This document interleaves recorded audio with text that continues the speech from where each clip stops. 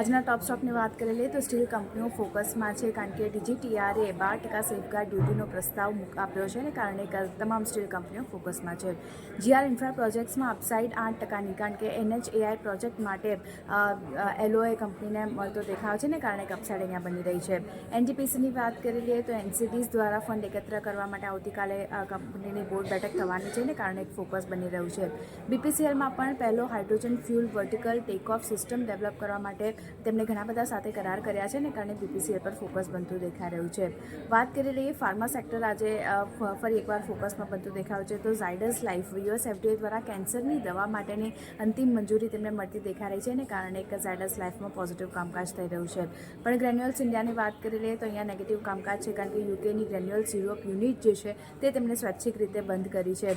બીજી બાજુ વાત કરી લઈએ સ્ટ્રાઇડ્સ ફાર્માની, તો અહીંયા પણ નેગેટિવ કામકાજ થઈ રહ્યું છે, કારણ કે યુકેની સબસિડરી જેનરિક પાર્ટનર સાથે તેમણે કામકાજ બંધ કર્યું છે, અને કારણે નેગેટિવ કામકાજ અહીંયા બનતું દેખાયું છે. સેક્ટર સ્પેસિફિક વાત કરી લઈએ તો આજે પીએસયુ બેંકમાં એક પોઝિટિવ કામકાજ થઈ રહ્યું છે, સાથે જ મેટલ્સ રિયલ્ટી તેજી બતાવી રહ્યા છે, જ્યારે આઈટી ફાર્મા અને એફએમસીજીમાં દબાણ બની રહ્યું છે.